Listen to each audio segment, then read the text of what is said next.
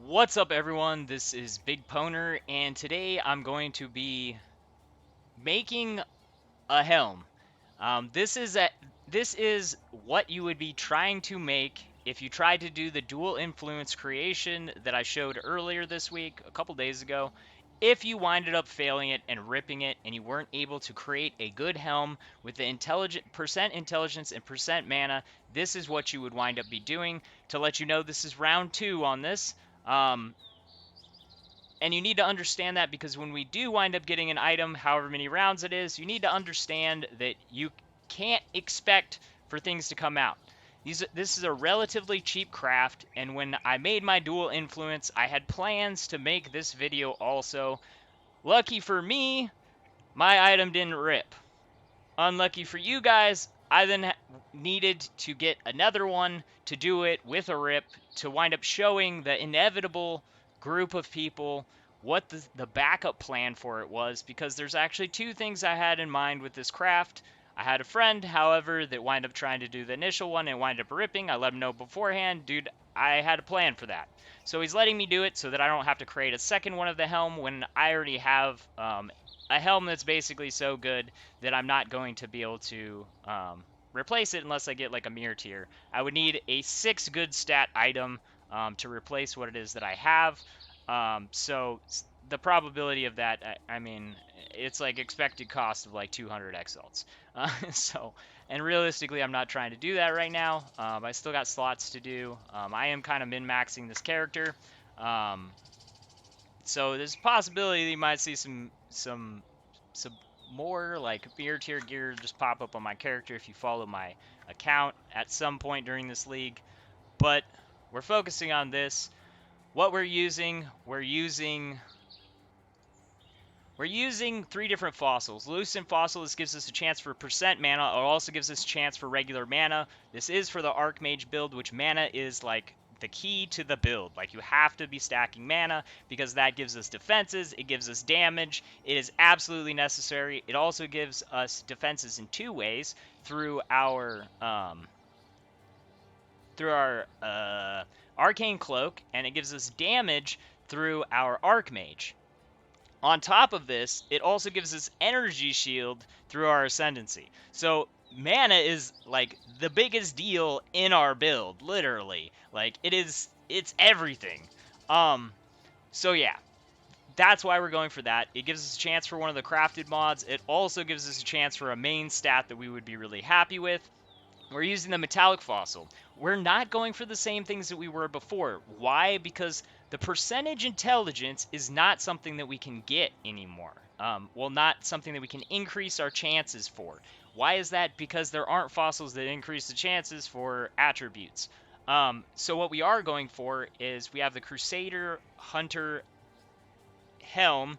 In the Hunter zone, the metallic fossil is going to give us a chance for number-to-number lightning damage. It's also going to give us a chance for stuff like the confluxes, which could wind up being good. I mean, it wouldn't be bad to have like a chilling conflux on the helm. It would make it so you'd be like chilling enemies. I mean, burn. I was joking about with my wand because I wound up doing a really expensive crafting method on it to make it better, because there's like only 5 of them on the market. And there's only like one better than mine. It's 50 exalts. So I did an expensive craft on that.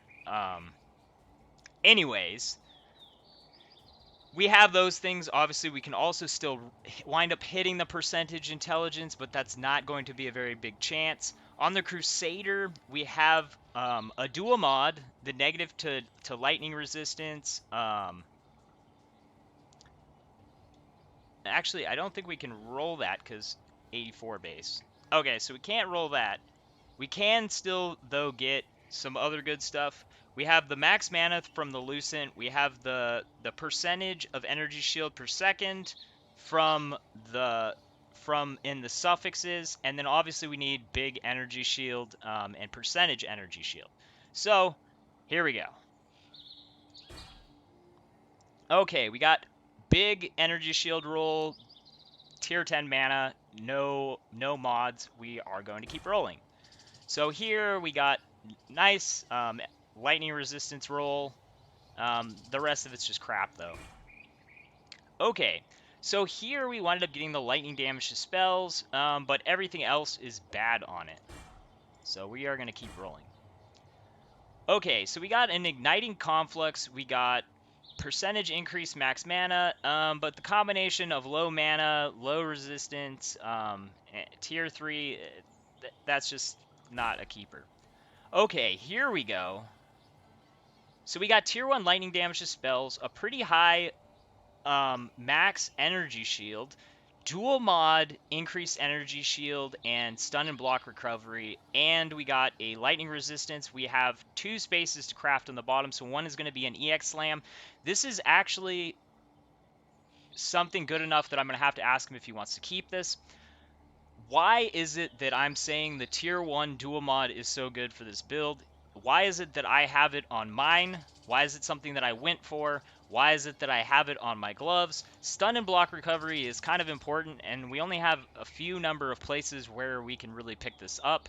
And the ideal places to pick it up are places, well, places that we're able to, for one. Ideally, places where we can't get as much energy shield, so like gloves are a number 1 spot. Boots are a good spot also because, but you know, if you do it like mine and you're focusing life, mana, but that's another good place. Why? Because the maximum energy shield we can get on those things is not as big as, like, for instance, my shield. When I finish this shield, I'm going to be close to 400 energy shield. And why is that? Because a tier 1 energy shield is up to 90 energy shield, where a tier 1 energy shield on the helm is only up to 61. So there's a larger range on the energy shield for the shield. So if I got it on that, I'd be losing a lot more because that percentage is only up to 42 instead of up to 100. So I'm going to ask him if he wants to keep this. This is a pretty nice roll.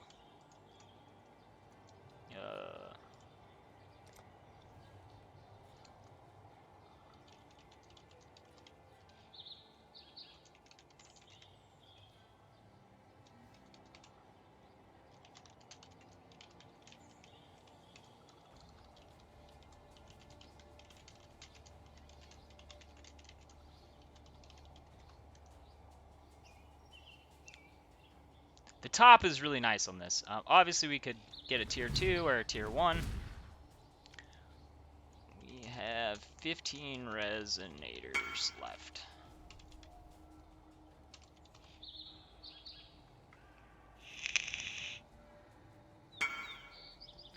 He's like, oh.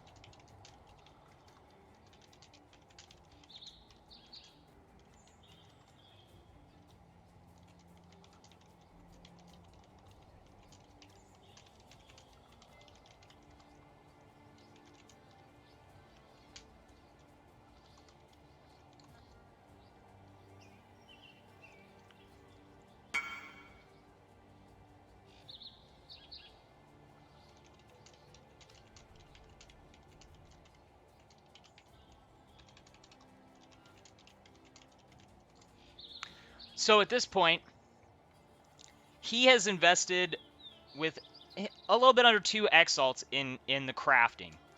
So it's kind of whatever you're going to be happy with. So we're going to go ahead and see where the exalt takes us. Ugh, that was rough.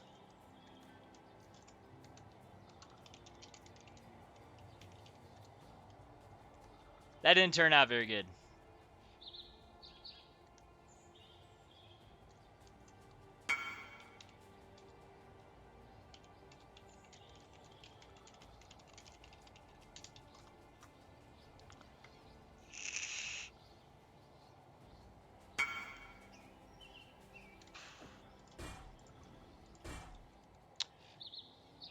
Okay, so this, nice that we got the intelligence on the bottom. Ooh, Oh no, we got 2 bad rolls. I know. See, I mean, one stat, it's kind of like, but I know he wants something better.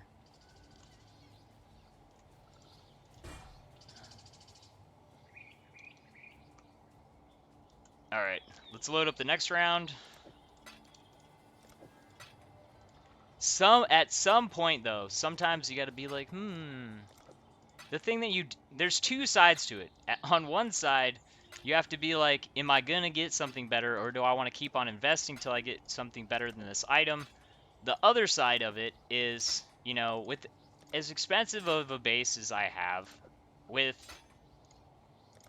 what I've invested to make the base, is it worth it to have these stats on this item? If it was personally my item, I would have kept on rolling.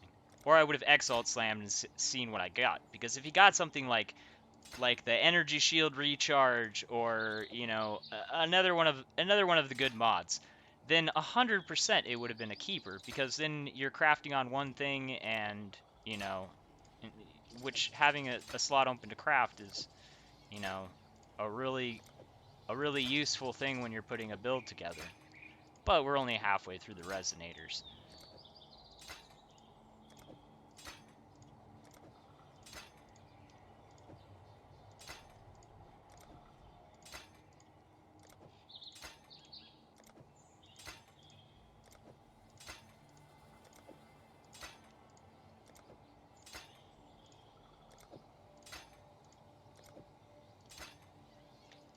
If he winds up failing and he gives up, I got something for him though. I'll buy the base from him for a finished one. If he wants it. I think he'll want it. Alright. So we're just going to continue. Increased effective Fortify is actually good for us. The problem with this is we have low mana, and we have 2 increases to Energy Shield. Not really. We could Beastcraft on that, but that's kind of a long shot. No.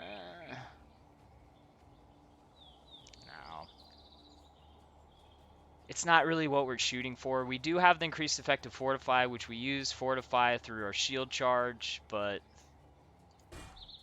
not what we're looking for. We got 2 low rolls. Well, one's a mediocre roll, but a tier 6, tier 7, tier 3. We don't have like good rolls on there. Nope. We got a low roll, and the chance to avoid being shocked.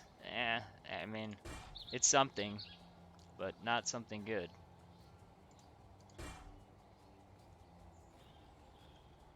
Got the increased mana, but it's not enough combined good stuff. Man.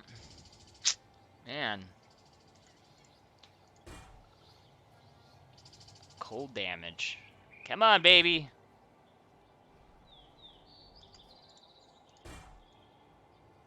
Okay. So we don't have the mods that we want on this, but this is actually a really nice set of stats, because we have tier 1 mana, we have a high energy shield, we do have the Crusader's chance to avoid being shocked, and then the fire resistance is but we can craft onto this if he wants to go for another Exalt Slam. This is going to be pretty big. This is a pretty big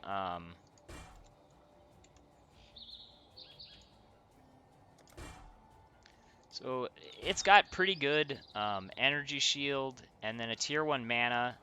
He may want to use this for now. Let's see if he... Why can't I get a good roll on you? Alright, that's 5% off.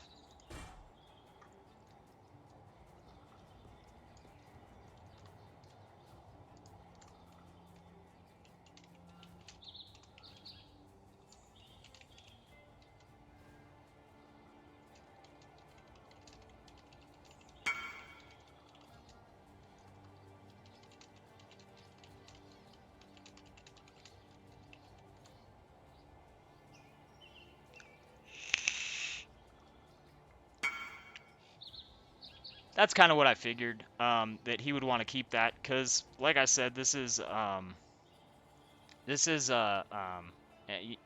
you know, higher than and he can also divine this to get 9 more base energy shield, which, you know, you've got almost 100% increase off that. So 9, it's going to be like another 18. So like 247 max energy shield, which, you know, this is a pretty nice it's a pretty nice 5182, like comparison to mine. It's pretty close. So it's pretty nice the way it is. If he winds up wanting to keep it, he could wind up slamming it, or he can wait till he has more to invest in it. At this point, he's got, because he Exalt slammed it, he's got about 4 Exalts invested. And then you have to consider his cost of the Awakener's Orbs, which I think are like 3 EX. So he's got like 7 EX. 7 EX into it right now, I believe. I think that's what they cost. Or well, actually, they've gone up, but I don't know if he did this today. That might actually just be because the cost. Oh yeah, cost of, so like a little over 3 exalted orbs for that. So like 7 exalts plus I think he had to pay 2 exalts for one of the bases, and then one of them was basically so cheap. So he's got about 9 exalts invested into this. So that's why I was kind of like, this is a very nice usable helm for him for this minute. I am going to see if he wants something.